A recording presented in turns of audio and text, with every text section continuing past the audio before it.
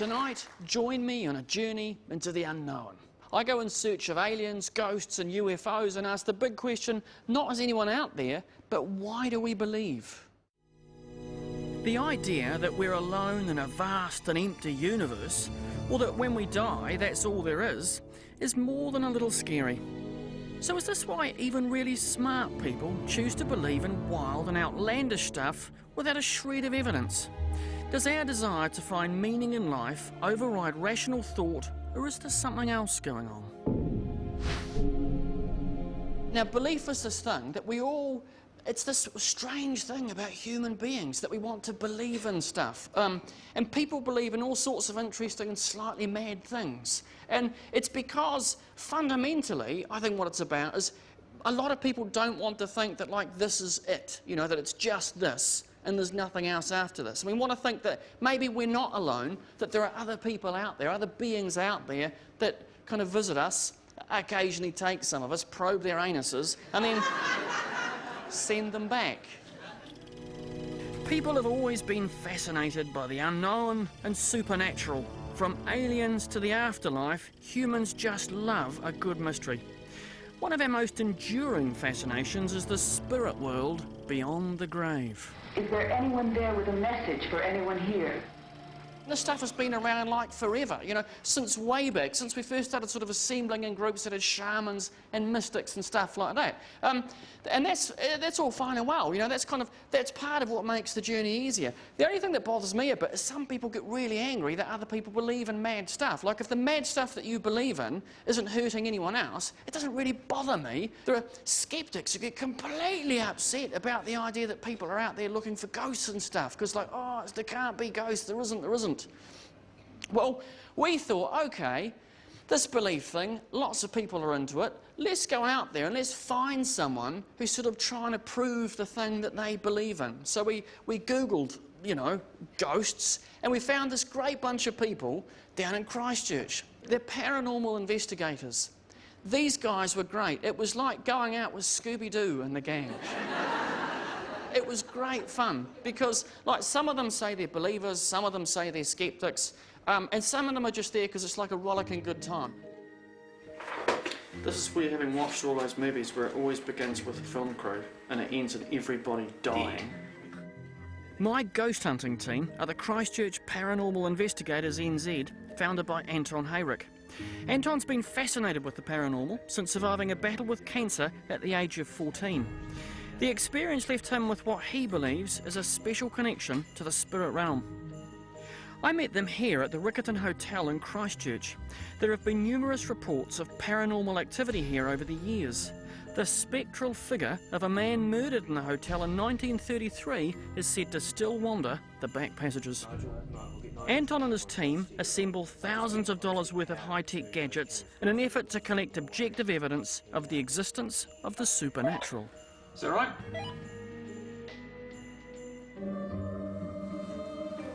So, Nigel, this is the murder room. So this is where Donald bit the bullet, so to speak? Pretty much, yeah. Murderer is believed to have entered through the door. It's the only way he could have come in. He stood about where I am now and would have had the double-barrel shotgun. Donald Fraser was shot in the chest at point-blank range with a double-barrel shotgun, and his murder has never been solved. It's widely held by locals that his ghost still haunts the hotel to this day. The death certificate says he died due to massive mechanical failure to the heart, which means his heart was mushed. The team's high-tech ghost hunting equipment was in place. It was time for lights out, and it wasn't long before the game was afoot. Yeah, this is where it gets weird, isn't it? Yeah. There's quite a strong smell in here of, how would you describe this? It's kind of eucalyptus-y. Yeah, it's like a menthol eucalyptus-y kind of, that sort of thing. Is there anybody in this room that wishes to communicate? In an attempt to draw Don's ghost out, Anton and his team cunningly reenacted the circumstances of his death. They enlisted my help to act as a corpse. So he was sort of down about here, really, wasn't he?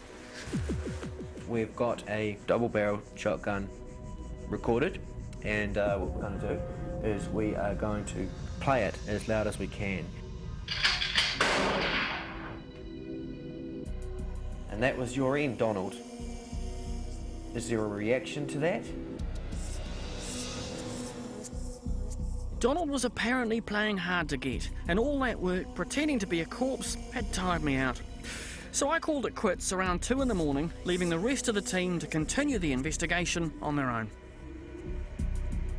About 3 weeks after that, I was back in Christchurch doing a talk, and that night I stayed at B&B. Just before I went to bed, I was having a cup of tea with a lady, and she was telling me about the ghost of an 18-year-old girl that had been seen about the place lots of times, and sort of this medium had said that she was there, and then she said, oh, and she lives in your room. And I thought, you know, part of me thought, why are you telling me this? And the other part of me thought, well, I don't really believe in ghosts, so it's not a big issue. But then you go to bed and you're brushing your teeth, and because like your head is full of horror movies, you just think, the only reason I'm not looking in the mirror now is because I have no need to look in the mirror. I've seen my face many times before. And then you get into bed and you read for a bit, and you say, I'm not reading for any longer than I normally would. This is my normal amount of reading time, thank you very much. Then you turn the light off and you put your head down on the pillow and you close your eyes and stuff. And like, as soon as you do that, you just get this image of this dead girl with sort of dead eyes, like hovering just in front of your face in the dark. And you're saying to yourself, look, come on, this is just superstitious nonsense. You're not going to open your eyes, because if you open your eyes, you're just a big Nancy. And then you lie there for a bit and you think, but I do have quite a scratchy eye, so...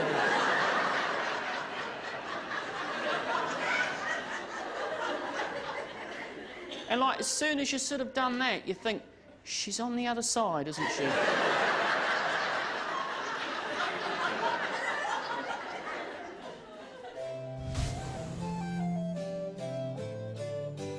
I definitely believe in ghosts. Not that I've ever seen one, but... Yes, I believe in ghosts, and I just wish one of them would interact with me. I would never ever use a Ouija board through fear of letting in the unknown. You have to see it to believe it. So, do you believe or...? Yeah. But you haven't seen it? Yes, I have. Oh,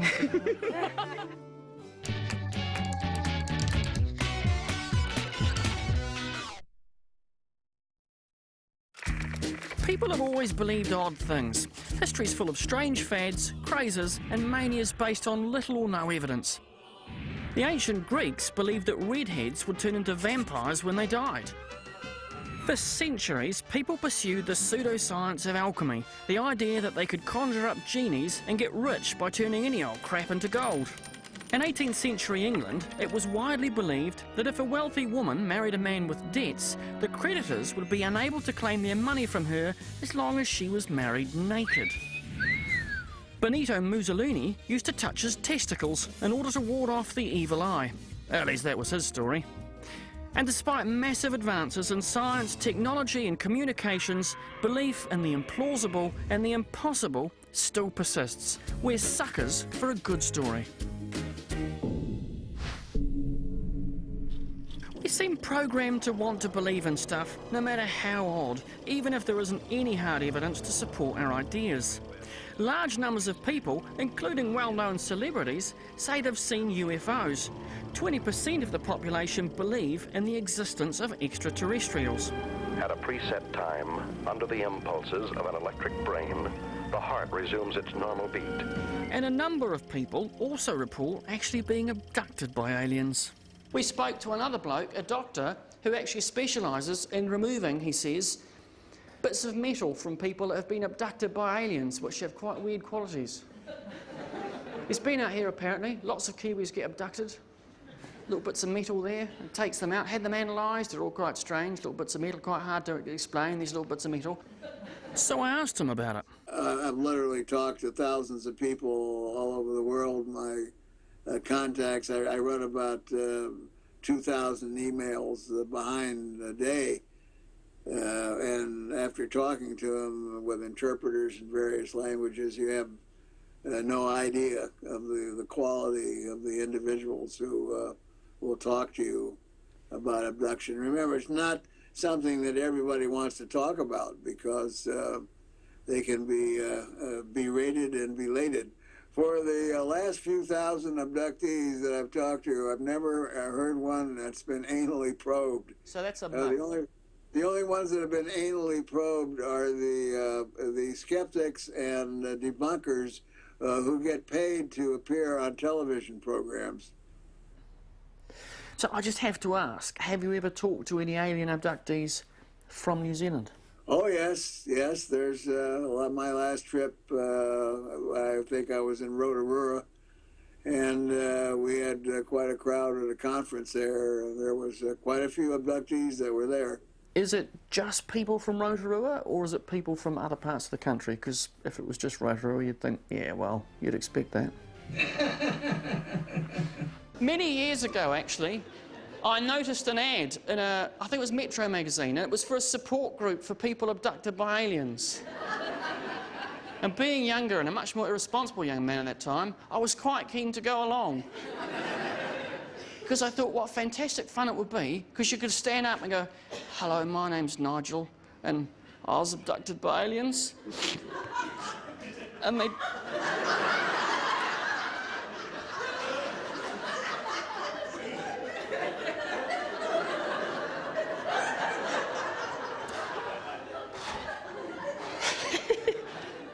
The only thing that stopped me is I thought, I bet you the group was started by a wanker just like me. And they'll all be wankers like me, all think they're having a laugh at everyone else's expense.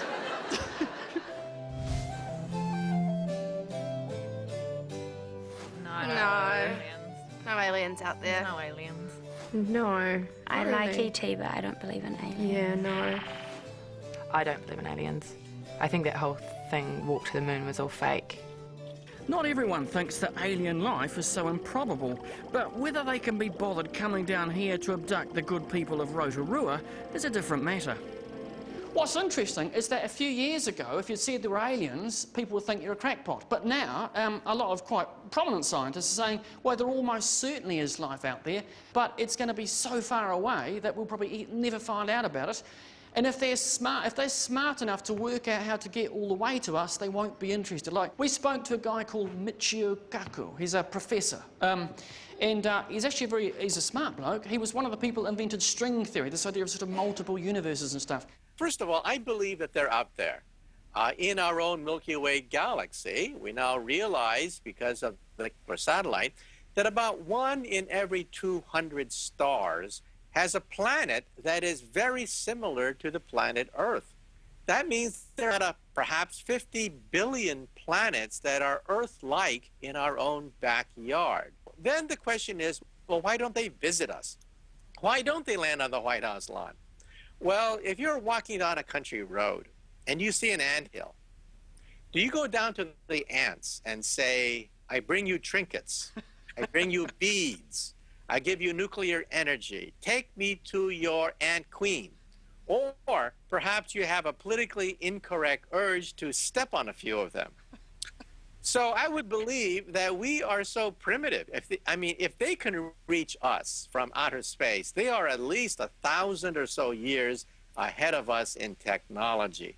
So we are so arrogant, we're so swell-headed to think that we're so great that they're going to want to travel trillions of miles just to visit us and give us their technology?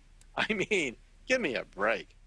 I kind of see his point in that, like, if ants, you wouldn't go... But human beings study ants, and, like, if ants had tallies and stuff, I'd watch them. Like, if there was an ant version of the Kardashians, if you could sit and might... Do you know what I mean? Like, if you could put a magnifying glass down and you see them having all this crazy stuff going on, you would absolutely watch them. Space. The final frontier. Do you think we're the only sentient beings in this entire universe? Sorry? Well, in all of the vast cosmos, is Earth the only planet on which intelligent life has evolved? Can I phone a friend? I'm being serious, but do you think there's anybody out there? Do I believe in little green men? Scientists like Stephen Hawking believe that aliens may come down in massive ships looking to conquer and colonize Earth. Where do you get all this stuff? I think Caleb's watching far too much Discovery Channel. Oh, too much educational television. Now, is that a bad thing?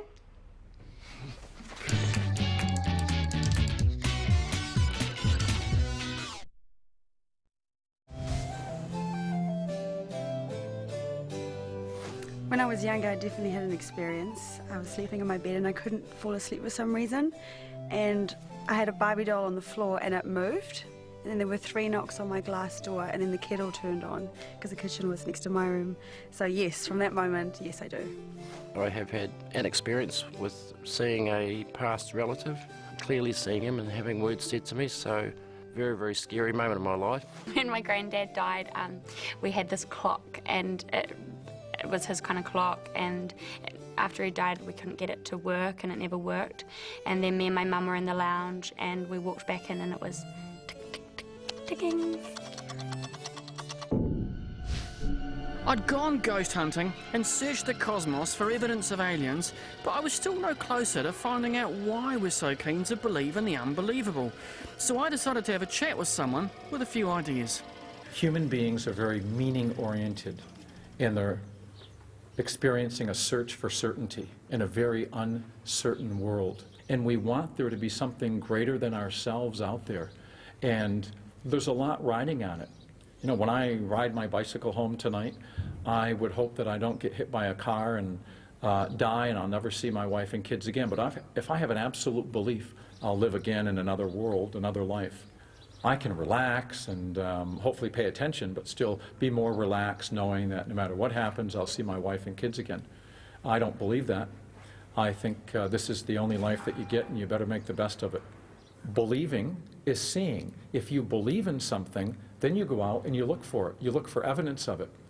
And for UFOs, all you have to do is go out in your backyard, scan the skies, and you can be part of one of the greatest and most exciting mysteries in the history of the world. But more than that, it fills this void left by the Enlightenment project, which has stripped away religion, and it gives us this plausible belief in space aliens. UFOs are a substitute for God in a secular age.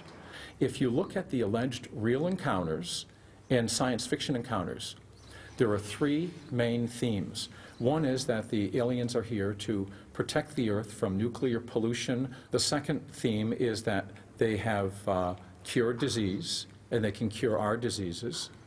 And the third, it's the spiritual implication. These are the same needs being fulfilled as religion. Okay, now somebody ask a question. Robert's arguments made perfect sense to me. I understood our need to believe in something greater than ourselves. It gives our lives meaning in what at times seems like a chaotic and random world. But just as I was about to close the cabinet on my own personal X-Files, the telephone rang. It was Anton from Christchurch Paranormal Group. He'd found something new in their recordings. They rang us up and they said, right, we've analysed the data. There's something that you should hear. Now, there's a point where they have a recording. Now, what's just happened is I've walked into the room where Donald was murdered, and in fact, I have spent some time laying on the ground in the position of the murdered Donald. And so we get up having done that, and I walk over and just accidentally kick these pictures of them leaning up against the wall. And then I was blathering on about something. Now, just at the point that I kicked the pictures that we were looking at, they detected a ghostly sort of, well, they didn't call it a ghostly voice, they detected a phenomenon, a recording, a thing that they couldn't explain, which has got a bit of a first thing and then a word that's clearly evident at the end. Now, is there anyone that would actually like me to play that now? Yes. See, and that's what always happens, isn't it? Because as soon as you start talking about the ghosty, weirdy stuff, you want to know. If I didn't play it now, you'd be really disappointed. I am going to play it now. And that's about what we do. Like, we're really interested in that idea that there actually might be something else out there. There might be sort of another step after this. Anyway, so this is what happens, right? So I walk into the room, kick the thing, and then this happens. Picture of him. Yeah, so you can sort of look. Let me explain that a bit more. I kick it, and so I'm just a picture of him, and then you can hear this, and then a word. Picture of him. Yeah, so you can sort of look. What's the word? Yeah, looking. Now, you might think, oh, that's just... Don't laugh.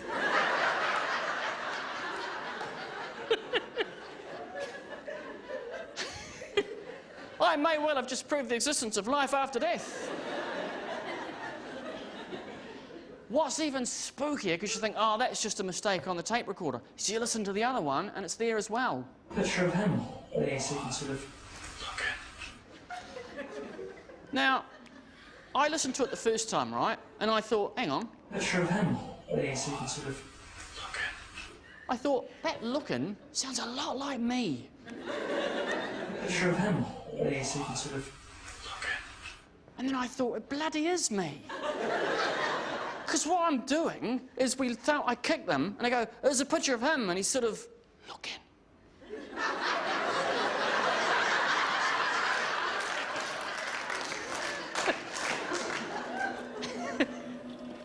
What this experience taught me was that even the reasonably sceptical want to believe. And why not? Wouldn't it have been wonderful if we'd solved the greatest of human mysteries by capturing a voice trying to communicate with us from beyond the grave? So to sum up, it's normal for people to believe in weird and crazy stuff even without any proof. Everyone is fascinated by the mysterious and the unknown. We're all searching for meaning in a chaotic and sometimes random world, and often we look for evidence to fit our beliefs. But with much of the universe still unexplored or unexplained, who's to know what's really out there? So that's it. Good night and good luck.